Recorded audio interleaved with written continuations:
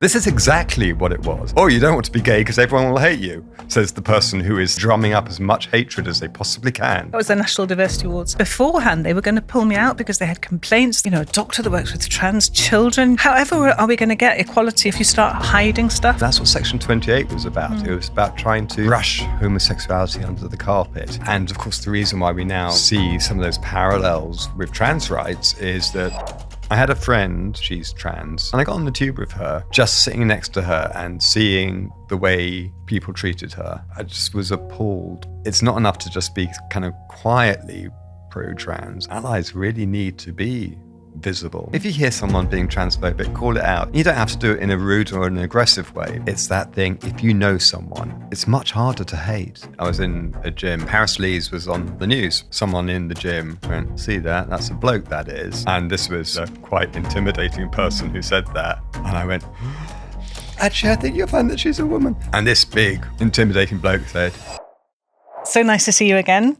We met, I said the other day online, I was like, when was it? Was it a year ago? And then I think, was it 2? It wasn't 3, was it? No, it definitely wasn't 3. I mean, I hope it wasn't 2, was it? I think it was 2. I think I made the mistake saying it was 1. Oh, Lord. I know. And that was just around the corner from here? Yes, it was. Actually, we're staying there tonight. We're going back to the same hotel that we were in for that last time. So that was really nice. That was the National Diversity Awards.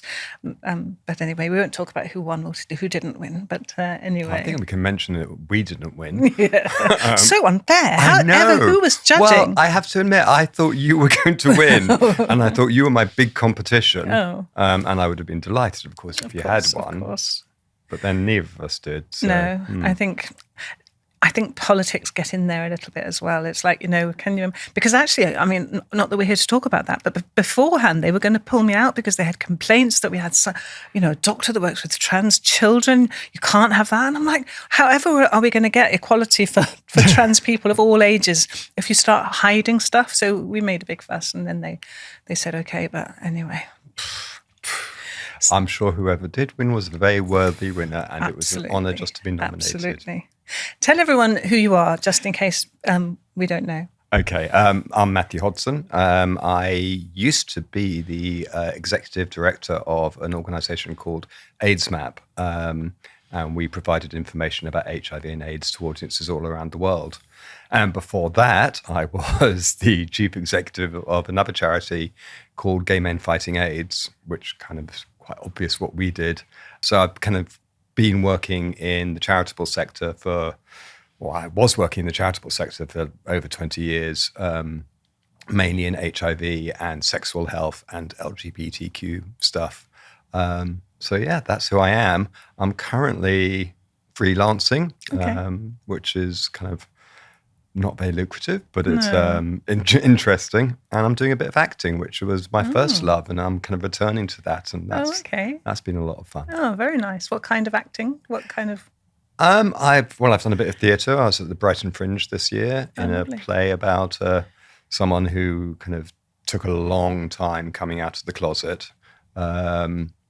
And I'm just doing other bits and bobs. I'm doing a showcase at the end of this month. So I'm currently on the train on the way up, I was learning my lines from Edward II. Really? Oh God, learning lines, it's so tricky. I can ad-lib forever, but then if someone gives me like 2 lines to learn, I'm like, I can't do it. So we see a lot of Section 28 talked about right now with trans people. So for those who might not know, can you give us a quick 101? What was Section 28 and why don't we want that again? Right. So Section 28 was it was a clause inserted into the Local Government Act, which banned the promotion of homosexuality. And of course, the reason why we now see some of those parallels with trans rights is that, if you look at the Supreme Court judgment and the way it's been interpreted, is that it's sort of saying we can't, the trans people can't have a place in public life. And that's what Section 28 was about. It was about trying to brush homosexuality under the carpet. And again, with the parallels with trans communities and trans people, it was something that children especially needed to be protected from. And I mean, it's one of the reasons why I think I've kind of felt really moved to be visible and vocal in being an ally to trans people, because for me, the parallels are just like really obvious. It's just like, this is exactly what it was. I mean, there may be slight different technicalities, as well, it's not this law, or not that law, but it's the way the media treats trans people, the way that public discourse is framed is in such a way as that being trans is so terrible, we must protect children from this. And that's exactly what they used to say about homosexuality in the 1980s. I think there's so many parallels, and I've said it before and I'll say it again.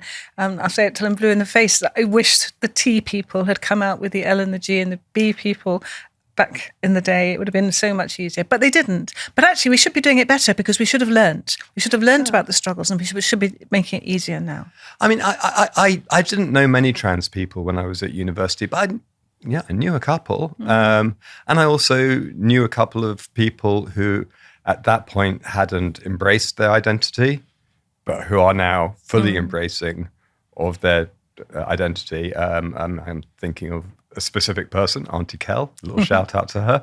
And it's one of those kind of stupid things that people say, oh, there was no tea back then in our community. It's like, well, actually there was the tea in our community back then.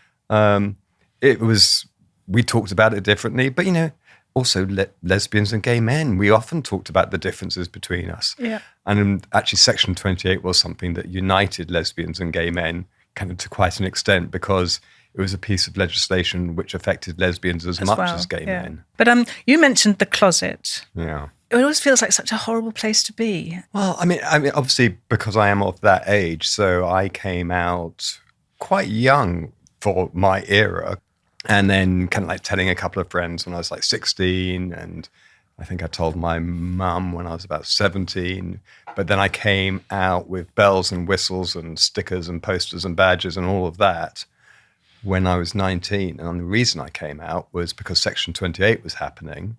Okay. It was kind of going through legislation at that time. And I felt I can't stay in the closet because we're being attacked, and I can't respond to that attack unless if you're hidden. I'm honest about who I am. Yeah. And I think, the recent kind of, it's only guidance, so it's not statutory law or statutory guidance, but it's guidance anyway, which says that, we shouldn't be teaching about gender identity in schools. I mean, come on. How can you not teach children about the world around you? Well, and if children don't learn about it in schools, where do you think they're going to learn about it? We can't stop children learning. I mean, if you're going to give children access to the internet, which most children will have access to in some form or other, they are going to learn. Now, do you want children to learn in a way where you can be careful about the information, you can give them, a much broader viewpoint, or do you just want people to learn about it from sources which may not be reliable or safe?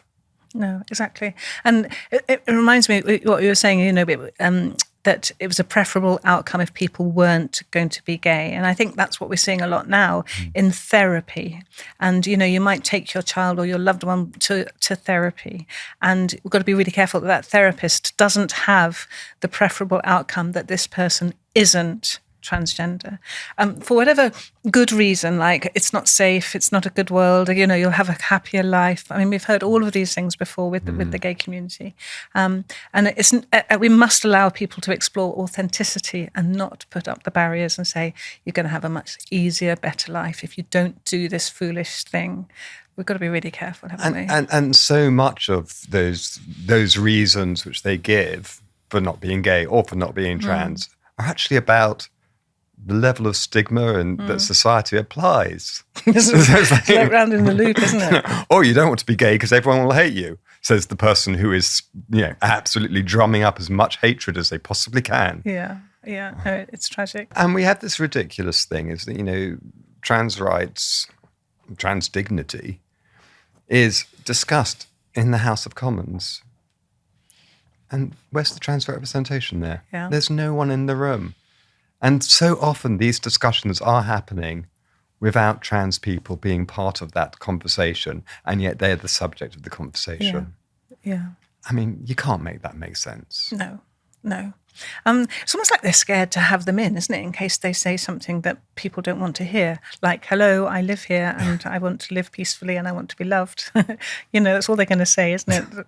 But is it the fear of what they're going to say and what they're going to ask for? And there's nothing to be scared of. Well, also, obviously there's a part of it which is it's part a product of our electoral system, is that we don't have representation of every minority group, and obviously trans people are a very small minority within society, which doesn't mean their rights are any the less important. But it's really frustrating with the caste review and things like that, where submissions which were made by trans people or by trans groups weren't accepted. No. And you're just like, well, how better to know what being trans means than to listen to trans people? Yeah. So in your work now, you do campaigning, and you've been doing that all your life, I guess, really, since you were that 15-year-old in the gay club. But so what lessons have you learned? If we have people who are out there campaigning for trans rights and trans visibility, what advice have you got? I think we have to recognise, of course, that trans communities are very diverse, and so there's going to be a whole range of opinions within trans communities. And I feel, partly I feel a bit self-conscious, like, well, it's not for me to say this is what you should do or this is what you shouldn't do. But I think of some of the lessons which we learned from those kind of gay rights campaigns and the gay rights struggles. Obviously, the ones which I'm thinking of are kind of from the mid-1980s through to marriage equality. That's a kind of very specific period. I think it's good to keep the discussion at the forefront. I think you need to ensure that there are a range of different ways that you're being active. So I think it's really legitimate to have those kind of protests where you might be handcuffing yourself to something, or kind of some of those non-violent but civil disobedient kind of protests. I think that is a useful tool because it gets attention. But I think you also then need to have someone who will go to the government and say, look, the way out of this is, the solution is, this is the legislative change that we need to see. This is the acceptance that we need to realise. There needs to be someone who the powers that be, the authorities, will be able to communicate with, because they probably won't be talking to the people who are chaining themselves to railings. I think that's an important part of it. I think another really useful thing is form alliances. There's a narrative which the media love, and it's not accurate, and it's not accurate, that trans rights are somehow directly in opposition to women's rights.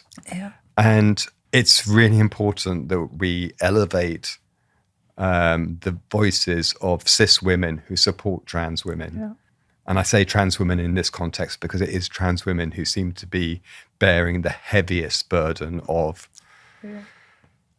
all of the media nonsense and all of the vile stuff you see in the press and on the TV. And I think, one part of that, forming alliances, is also really standing up for cis women in reproductive rights, standing up for cis women who have suffered intimate partner violence.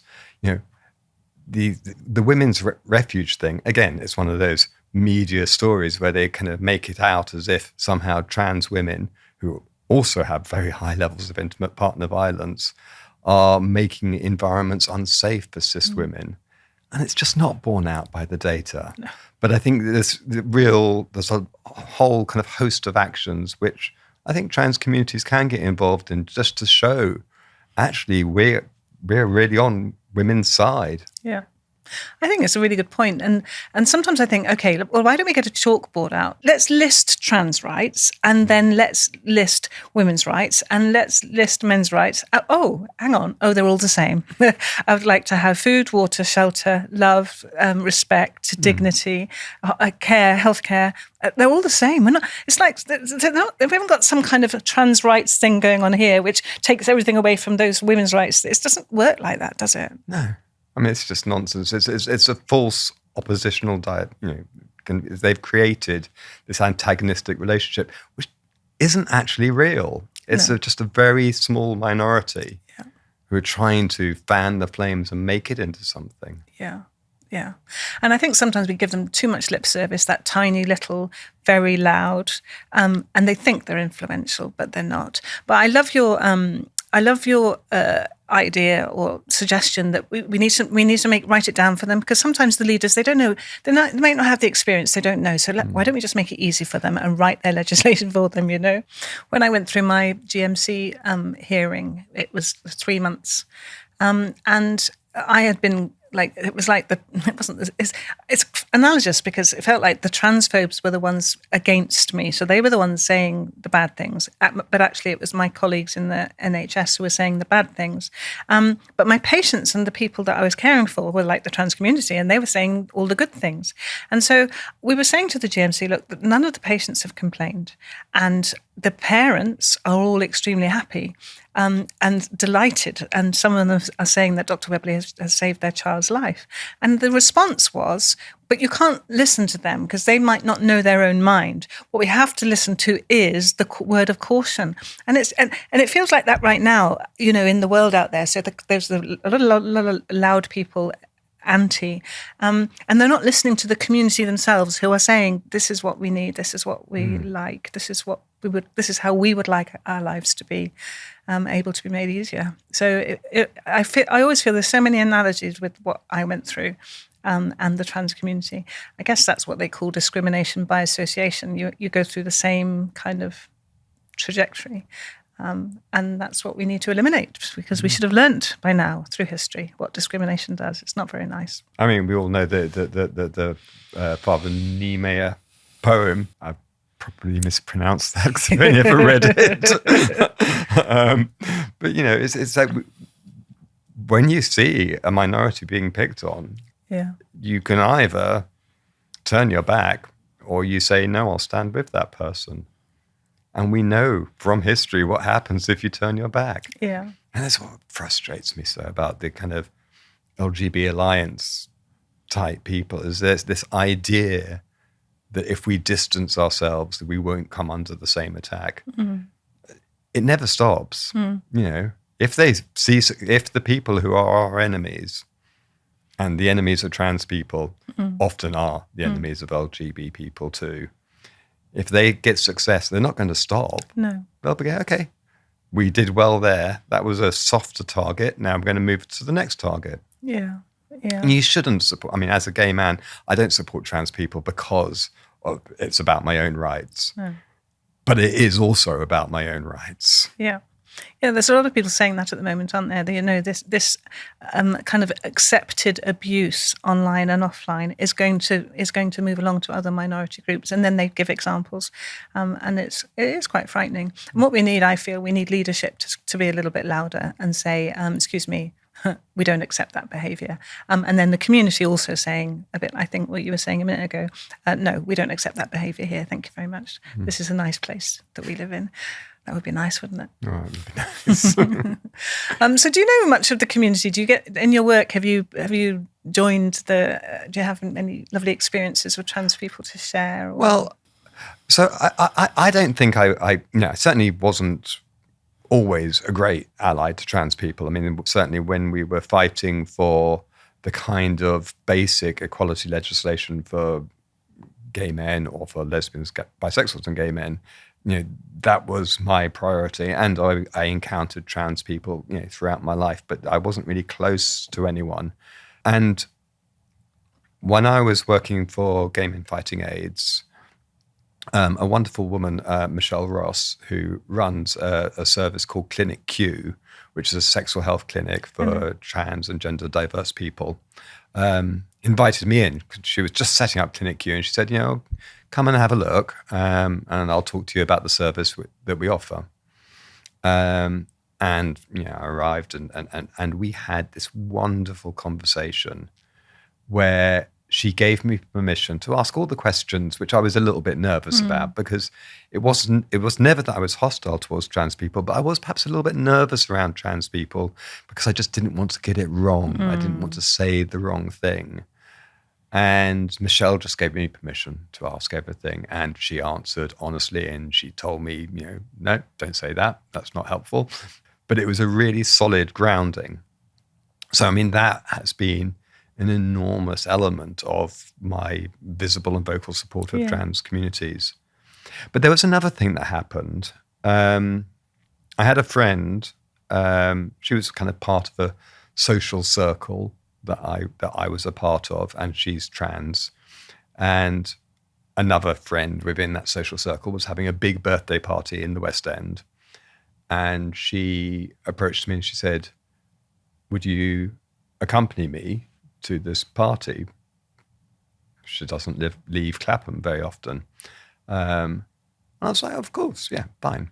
And I got on the tube with her.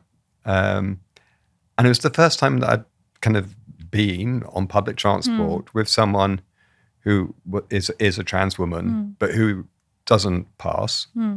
So visibly trans. Is visibly trans. And just sitting next to her and seeing the way people treated her, and I just was appalled by it. And I thought, I just need to do more. So I think I kind of think that's where it started, with those two experiences with two wonderful trans women, Michelle and Jo, kind of really kind of set me on a path to say, it's not enough to just be kind of quietly pro-trans. I feel like this is the time when allies really need to be visible. Yeah. I think it's really interesting. There's a few things there that you said, the passing as a woman. And I wish in society that we didn't have this kind of image about what a woman looks like. And I've kind of been mulling over in my brain over the last few months, what if we had a world where you had your baby born and your baby has a penis. And then later on in that childhood that person says, actually, I'm a girl. But imagine if it was actually acceptable that some girls have penises and it's fine. And so for that child to grow up, not, what's that? But it's okay. Because like some kids have 6 fingers when they're born. And okay, we think it's a bit of an anomaly, but it's fine. We don't rush in and go, oh my God, you must take it off. It's like, oh, it's okay. So I just wonder if, we create this image, don't we, of what boys are like and what girls are like and what we should look like and what passes. And it's cruel because not everyone looks like that. Yeah. And we know that. It's really, it's such a shame, isn't it? I mean, it's one of the, absolutely stupid, unworkable elements of the EHRC guidance, which is currently withdrawn. It's like, well, how do you police a toilet? How do you say, no, you are woman enough to enter, you are not woman enough to enter? And does this involve genital inspection? What's this about? Because it doesn't seem that there's a single way that you could enforce this, which doesn't make the lives of women, cis women and trans women, much more dangerous. And I have a friend. She's a cis woman. She is 6 foot, and she has quite broad shoulders, and she doesn't use toilets in public places anymore because she's just too scared. Yeah. Because a couple of times people have just said things to her, and the environment has changed. Yeah. So she's like, I mean, she will avoid it if she possibly can. Yeah. So if you had your time again on the tube with your trans friend who was visibly trans, what would you say? Or if you were giving advice to people out there who might be experiencing this, so you've got some baddies being mean to her because of what she looks like. So what should we do? Because it's a bit like, if someone's being beaten up, or do you rush in because you might get beaten up yourself? And it's like, I don't want. Do you know what I mean? So what do we do? I mean, I think it's a bigger. It's the way we socialize people to believe that kind of the outside is something which is anybody else's business. It's just not. I mean, there are people in positions of power who I loathe and detest, but I don't need to call them orange, bad hair, fat person, because I've got lots of policy reasons why I dislike that person. I haven't even said who it is, but I expect you can guess who I'm referring to. Yeah. But, don't criticize the appearance, criticize the policy, criticize the behavior. Yeah. And I think we just all need to somehow get us out of this idea that people who look a certain way are somehow morally better than others. It's nonsense. And again, we should have learned that by now, shouldn't we? Yeah. It's ridiculous. I'm interested in I have this like seesaw analogy where you've got the baddies on that end who are just never going to learn and listen, and you've got the goodies on this end that have already understand and converted, and then all the people in the middle, and they're like, I don't know which way to go really. So how do we get to those people? And sometimes I think about, the blokes in the pub that are making the tranny jokes and like, just not acceptable, but they're still making them. Actually, my nephew used to work in construction, and he said to me, Helen, I don't know what to do because they're all about the jokes. And he said, I don't like it, but I can't be the one that goes, guys, blokes, we can't talk about that like this now. So how do we give my nephew the power to do that? How do we give the power to the people in the middle of the seesaw to move down to the good end? How do we do that? Have you got lessons from life? I think it's amazing actually how much power one does have to say, no guys, no, stop that. I remember I was in a gym in Brixton, quite a straight gym. And Paris Lees was on the news, and someone in the gym went, see that? That's a bloke, that is. And this was like kind of a large, very muscular, quite intimidating person who said that. And I went, actually, I think you'll find that she's a woman. And I was nervous about it. Yeah. And but I kind of, and I explained a bit more and just, I think I may have not used particularly great language, as in I might have said she used to be a man, but now she's a woman. Like that, but I was kind of thinking of the audience. But I said it, and this big, intimidating bloke said, yeah, fair play. And it was just like, oh, okay, I didn't die, and maybe, just maybe he'll think about it next time. So I do think it's really good if we can encourage people, call it out. If you hear someone being transphobic, call it out. If you hear someone misgendering someone, call it out. And you don't have to do it in a rude or an aggressive way, but just say, actually, and maybe they'll change then. Or maybe it's something that you'll just plant a seed, which they can come back to later. So I love that. Yeah, that's really nice, actually. So even if you're not brave or didn't have the right opportunity or missed it to do it then, clock it for next time. Yeah, I love that. The other thing, I think in terms of moving people down that seesaw, which you pictured so beautifully, I don't know anyone who's transphobic, who actually has trans people in their lives. And I'm sure they must exist. But Elon. Well, who he got rid of the trans person in his life. True. But it's like if you know trans people, so much of what is written about trans people, what is said about trans people is so blatantly, obviously nonsense that actually having trans people in your life is the big cure. Look, I'm living with HIV very openly, and that's still a fairly rare thing. And I've been doing that since 2012, so 13 years now. And when I came out as publicly as someone who was living with HIV, it was very rare indeed. In fact, if you didn't have visible symptoms of HIV, hardly anyone did it. And the reason I did that was because it's that thing, if you know someone, then you know it's not to be scared. If you know that there are people in your family, in your workplace, in the places that you worship, who are gay or who are HIV positive or who are trans, it's much harder to hate. Yeah. And I think that visibility, I mean, I don't want to put them all on show, but just being able to see trans people, people with HIV, black people, gay people, white people, just to be able to see and go, oh, actually, not so scary after all. Actually, really rather lovely, and that's the shift, isn't it? Not so scary. Oh, actually, really lovely, and then you're on the end of the seesaw.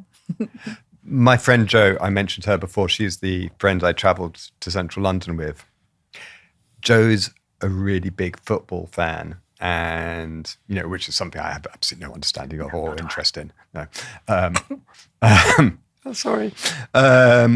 But she used to, she would go to sports pubs when the footy was on, and she'd stand there and she'd like, come on, you. Whichever team it was she supported, I don't know. And it was a very kind of aggressively straight cis environment, but because she was so into it, she made lots of friends that way. And I think perhaps she may have changed some people's opinions. Yeah, she sounds amazing. And actually, to have that confidence to be yourself, even if you look a little bit different, maybe to what the world thinks a woman should look like, amazing. And that's the visibility I want. But also we need to make the safety, don't we, for those people to be there, which is, the campaigning work that you do, the campaigning work that I do. That's the goal, is for people to feel safe to be themselves. I was talking to Bobby, who was on before, just about the beauty of colour and diversity and queerness, and and it's such a joy. And I think sometimes we forget that, don't we? We get focused on the negatives in the media and what have you, but actually behind the scenes, and I bet you've been behind the scenes with some queerness and some joy. So well, maybe you didn't. I've been in the back room of queerness quite often. Give us some joy and some beauty of queer. And colour, because that's what I want the world to understand, that queer people are just beautiful. Yeah, I mean, I love being queer. I mean, it's been a great gift that I somehow happened upon. I mean, how lucky am I to be a great big queer? And I love hanging out with queer people.